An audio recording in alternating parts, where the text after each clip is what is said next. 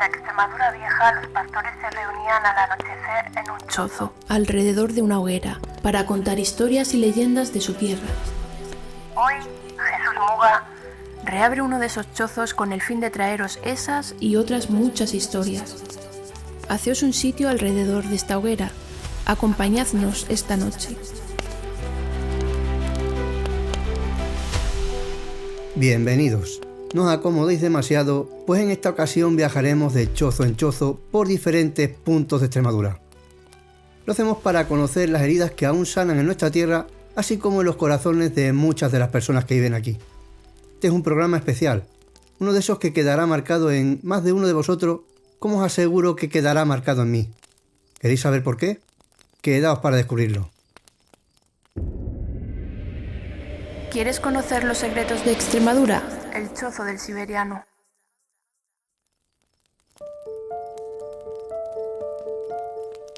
Bajo el cielo inmenso de Extremadura, donde el silencio se hace denso al caer la tarde, hay susurros que siguen vivos. Susurros que no salen en los mapas, ni los libros, ni los discursos grandilocuentes. Viven en los muros carcomidos de casas olvidadas, en una carta amarillenta escondida entre tablas viejas, en la mirada baja de los más ancianos del lugar. Son las voces de los que no gritaron, de los que perdieron todo sin hacer ruido. Voces que no buscan venganza, solo ser escuchadas. Emprendemos un viaje que no es cómodo, pero sí muy necesario. Un viaje por los rincones más oscuros de nuestra tierra durante la Guerra Civil. No hablaremos de grandes batallas ni de generales, no. Toca hablar del miedo que se pegaba a las costillas, del hambre, de la traición más inverosímil, pero también de la valentía sin nombre, de la dignidad que se resistió incluso al barro y a la sangre, de los actos buenos de la gente corriente, porque las guerras no se ganan, se sobreviven, y Extremadura sobrevivió con cicatrices que aún no han cerrado. Y no estamos aquí para abrirlas, eso queda para otro. Más bien, para poder poner sobre la mesa hechos que inviten a la reflexión de todos con el único fin de evitar que algo así vuelva a suceder, porque ningún hermano debería apuntar con un arma a otro, nunca, tal y como una madre nunca debería llorar a sus hijos. Es por ello que os pido que dejéis en la puerta de cada chozo vuestras inclinaciones políticas. Esto no es un ataque a nadie, no se trata de señalar con el dedo. Esto no va de eso. Así que escuchad bien cada historia y luego sacad vuestras propias conclusiones. Todo empezó con un disparo, pero lo que se quebró no fue solo la paz, sino el alma misma de los pueblos. La guerra llegó a los hogares no con banderas, sino con sospechas, con delaciones, con el miedo como única ley. En Orellana la Vieja, Juan y su hermano crecieron juntos, compartiendo pan y juego. Una vida quizá mísera, pero una vida a fin de cuentas. Sin embargo, todo se torció cuando la guerra les obligó a tomar partido. Juan era republicano. Su hermano, por otra parte, simpatizaba con el nuevo régimen. Uno fue detenido, sacado a paseo una noche cualquiera y finalmente fusilado. Y no más triste es su muerte que el propio motivo que la provocó, pues fue detenido por una denuncia. Lo más desgarrador es que había sido denunciado por aquel mismo hermano al que Juan había salvado unos meses antes, tras haber intercedido por él. Esta traición, narrada por el periodista Miquel Ramos, aún hoy estremece a cualquiera, porque cuando la guerra entra en casa, ya nada vuelve a ser hogar.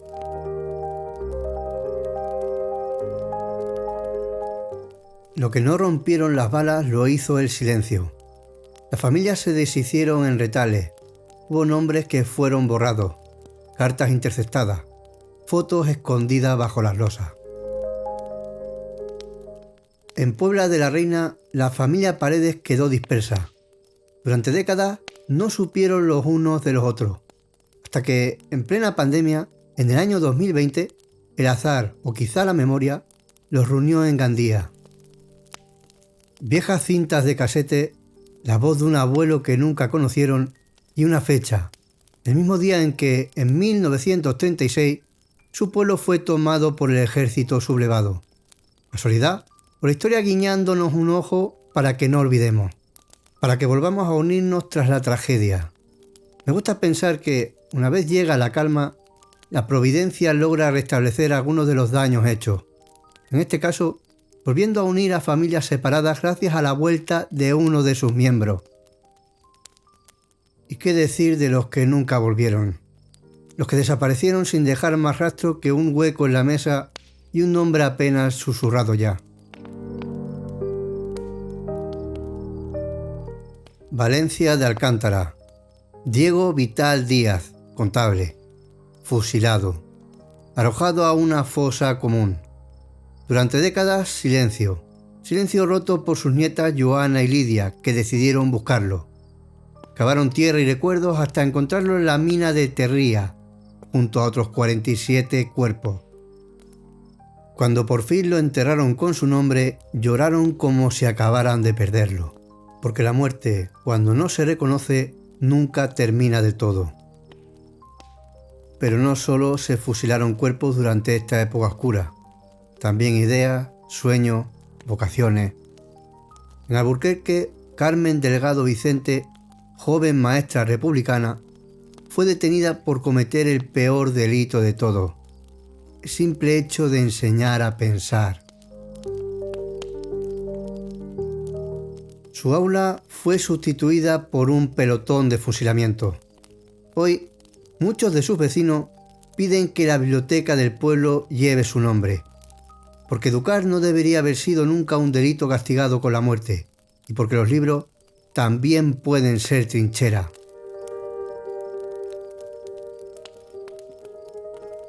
Nos vamos ahora a Cáceres, donde Máximo Calvo no empuñó armas por ambición, sino por convicción. Organizó una red de resistencia, pero cuando la Guardia Civil capturó a su familia, lo chantajearon. Su respuesta fue el silencio y luego la muerte en Almoharín. Hoy su historia apenas se recuerda, pero entre quienes la conocen resuena con fuerza, porque hay corajes que no caben en los monumentos, así como hay héroes que no piden estatuas, solo memoria. Por otra parte, en Badajoz, la tragedia le llegaba a la familia Casado Morcillo. Juan, gobernador civil, fue fusilado. Luego vinieron sus hermanos, Antonio, Diego y José. Tan solo uno de ellos, Francisco, logró sobrevivir. 5 hermanos, 4 asesinados, una madre rota, una familia borrada del mapa. A día de hoy apenas una calle recuerda su apellido, pero ¿quién recuerda el llanto tras cada pérdida? ¿Quién guarda el eco de esa ausencia? También quedó grabado en Badajoz el recuerdo de la presencia de Matilde Landa, activista, atea, intelectual. Fue encarcelada en Palma, presionada para convertirse. Pero no contaban con que la fuerza de voluntad es difícil de doblegar cuando se tiene la convicción de algo. Matilde nunca cedió. Eligió morir antes que traicionarse. Se arrojó desde lo alto de la prisión. Su cuerpo cayó, pero su voz se alzó en la de otras muchas mujeres, pues hoy su nombre vive en asociaciones, institutos y libros. Matilde no fue vencida, fue semilla de dignidad. Y entre tanto horror, también hubo lugar para la luz. Luz pequeña, silenciosa, pero poderosa. Permitidme que os lleve a mi Tiesto, al lugar que me vio crecer y que siempre es el hogar al que vuelvo. Una de las historias os la voy a contar yo, pero para la otra no podía haber escogido mejor voz. Viajamos a la Siberia extremeña para conocer la historia de Eulalia, mujer curtida por el tiempo y la desgracia, viuda con 3 hijos a cargo. Esta mujer tuvo el atrevimiento de esconder a un miliciano herido en su establo, pero lo más osado en aquel tiempo fue no preguntar a qué bando pertenecía. No importaba, tan solo era un ser humano que necesitaba ayuda. Eulalia se encargó de curarle. Le dio pan y agua.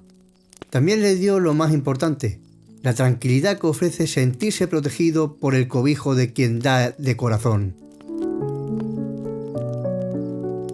Una de las noches que Eulalia le llevó algo que llevarse a la boca de lo poco que tenían, descubrió que el hombre había desaparecido sin dejar rastro.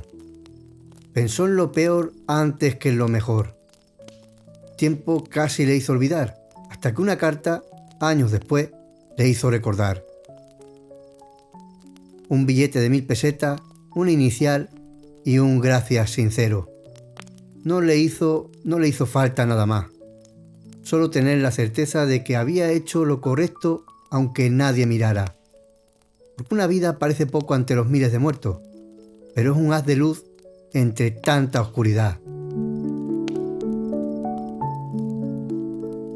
Ahora sí, os dejo con la voz de la experiencia, con un relato que abrirá la percepción de la realidad que tuvo lugar en este momento histórico, tanto como tocará corazones por la emoción que transmite Lucía a más de uno.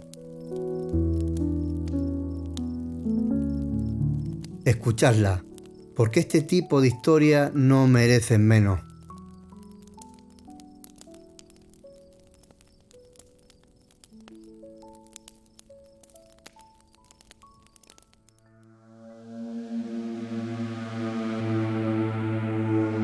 Si no te quieres perder ninguna novedad de El Chozo de Siberiano, suscríbete.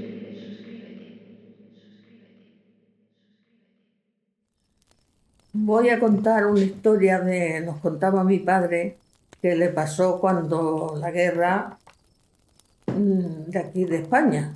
Entonces mi padre era de los rojos, como decían entonces. Estuvo en el frente en varios sitios y bueno, pues luego ya se terminó la guerra, pues cada uno se venía para su pueblo. Y el batallón de mi padre pues se venía y se iban quedando cada uno en su pueblo. Y antes de llegar a Badajoz, pues a mi padre, al todo el batallón que todavía quedaba, le llevaron a la cárcel, a la plaza de toros de Badajoz, preso, porque eran rojos y como ganó los de Franco, pues a ellos los metieron en la cárcel y no solamente a ellos, porque no se podían ni quedar ni sentar siquiera de la gente que había allí presa. No porque habían hecho nada, porque habían tirado lo que decía mi abuela, que unos tiraron para allá, otros para acá, lo mismo podían haber muerto como le podían haber matado a los otros del otro lado, porque mi padre no hizo nada más. Y mi madre estaba sirviendo en casa un señor que era diputado de la provincia de Badajoz. Entonces tenía 2 criadas y vino el novio de la otra criada. Y como mi padre no venía, pues le preguntó a mi madre que por qué no venía su novio. Y le dijo, ay señor, mire usted, no le hemos querido decir nada por no molestarle. Dice, pero mi novio está en la cárcel. Ah, ¿y por qué está en la cárcel? Porque la verdad que es lo que decía mi abuela. Dice, Andrés ha estado en un frente, los otros han estado en el otro frente, lo mismo podía él haber caído como él haber tirado y haber matado a otro de que estuviera enfrente, o le podían haber matado a él. Entonces, dice, pues no sé, dice, porque mire usted, sacan a muchos de allí de la cárcel, los sacan por la noche al paseillo, y el paseillo es que ya no vuelven. ¿Y sabe usted lo que hacen? Pues matarlos. Y los echan, pues los entierran. Así es que cogió, dice, pues déjalo por mi cuenta. Y mi padre a los 3 días ya le soltaron. Le dieron un billete para el tren. Y el tren era de Badajoz, y lo más cercano que le venía para llegar a Herrera del Duque era Cabeza de Buey. Se bajó allí en Cabeza de Buey y para acá no tenía ni comida, ni dinero, ni nada de nada, porque no le dieron nada más que el billete que sí que podía viajar en tren por toda España, pero eso, viajar solamente. Llegó allí a Cabezas del Buey, se bajó para venirse, que hay, pues no sé si unos 100 kilómetros o por ahí, o quizás más, para llegar a Herrera del Duque. Entonces, mi padre, antes de salir, estaba pues con mucha hambre, porque allí los daban poco de comer y encima no le dieron nada para el camino, ni dinero ni nada. Y antes de salir, a la última casa ya se atrevió a decir, a llamar a la puerta: mire usted, señora, me pasa esto, y le contó la historia. Me han librado de la cárcel, pero no me han dado nada para el camino. Si tuviera usted alguna cosa, aunque no sea más que un churrusquillo de pan o cualquier cosa, porque ahora me voy por el campo hasta Herrera del Duque, figúrese usted, sin comer y sin nada. Pues la mujer dice: mire usted, tengo muy poquito, tengo un huevo, pero se lo voy a freír y se le va usted a comer. Y no sea usted tonto, por la finca vaya usted pidiendo, que el que lo tenga, pues se lo dará como yo, aunque no sea, porque no hay nada en ninguna casa, porque 3 años de guerra, pues queda poca cosa, pero en ninguna casa, pero usted lo pida y no sea tonta. Pues así lo hizo. Se acercaba a las fincas que había los pastores y el que podía le socorría, y así llegó. Pero llegó tan delgado, que ya venía de la cárcel tan delgado, porque allí también los daban muy poco, que fue a ver a mi madre y estaba barriendo la puerta, mi madre. Iba de lado a lado porque no se podía tener ni de pie. Entonces mi madre pensó, porque ni le conocía siquiera de lo desconocido que venía. Y mi madre dice: uy, aquel viene borracho, ¿quién será? Dice, ya al llegar allí se cogió a una ventana, a la reja de una ventana, porque no se podía tener de pie, y la dijo a mi madre: señora, estás un poquito más gorda que yo. Y ya fue cuando la conoció por la voz. Entonces, ay, Andrés, pero bueno, ¿cómo estás? Y bueno, pues ya le pudieron dar muy poca cosa y le sacaron adelante. Y se libró de eso gracias a aquel señor, que estuvimos toda la vida muy agradecidos a aquel señor, toda la vida. Y cada vez que me acuerdo me saltan las lágrimas, porque aquel señor le libró a mi padre de la muerte. Y nada más. Que no se forme otra guerra como aquella, que no fue. Yo nací en el 43 y no nací después de la guerra, pero sí que conocí la hambruna que hubo, y ojalá que no vuelva a suceder otra guerra. Dicen que estamos mal. Entonces sí que estábamos mal. Por Dios, que no haya otra guerra, y a ver si puede ser que no nos quejemos tanto.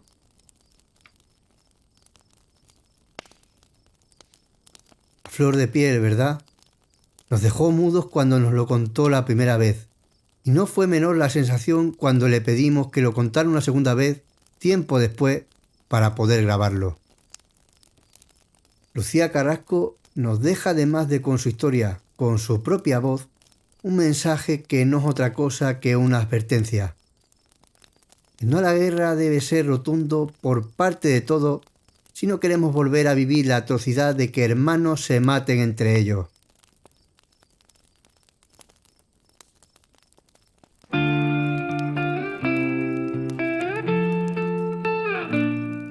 Y es que estas historias no son cenizas, son brasas. Siguen ardiendo bajo la tierra que pisamos. La guerra civil no fue una historia de vencedores, fue una colección de pérdidas. Extremadura lloró padre, hijo, hermano. Lloró desde las cunetas, desde las cartas rotas, desde las palabras no dichas. Hoy, cuando escucho ciertos discursos cargados de odio, de bandos, de enemigos, me estremezco. Porque ya estuvimos aquí y costó demasiado salir. La historia no se repite, pero sí se empecina en rimar. Y mientras el mundo arde, Gaza, Ucrania, Sudán, seguimos mirando a otro lado, como si el dolor tuviera pasaporte, como si las bombas respetaran fronteras. Pero la guerra no distingue idioma, solo arranca vidas, y las caras de los muertos se parecen demasiado a las nuestras. Desde este rincón extremeño, desde esta trinchera de palabras y memoria, pido una cosa: que recordéis, que preguntéis, que escarbéis, porque olvidar no es perdonar, y recordar es el primer paso para que nunca más volvamos a caer. Gracias, gracias y gracias. Vosotros sois quienes habéis llenado estos chozos de vida, quienes habéis logrado que este humilde podcast tenga ganas de seguir adelante. Termina aquí esta temporada con la promesa de que volveremos con más historias, leyendas y curiosidades de Extremadura. ¿Dónde? Aquí, en el Chozo del Siberiano, en la que ya es vuestra casa. Si, como Lucía, tenéis algo que contarnos sobre Extremadura, os cedemos el micrófono para que vuestra voz resuene más allá de nuestros chozos. Podéis enviarnos vuestros textos o audios al correo electrónico laveredapro@gmail.com. También podéis hacérnoslos llegar a través del WhatsApp al número de teléfono 628 520 746.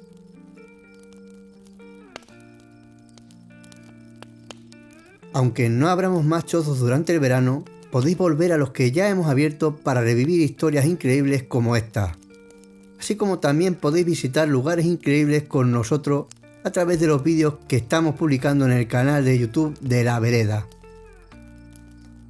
Y no olvidéis que muchas de estas historias encuentran su eco en la sección Crónica de Extremadura en el blog El Borrador. Aprovechad el verano para descubrir esta tierra nuestra tan mágica y bella. Prometo que os sorprenderá. Y quién sabe, lo mismo nos cruzamos por ahí. Un abrazo a todos y feliz vida.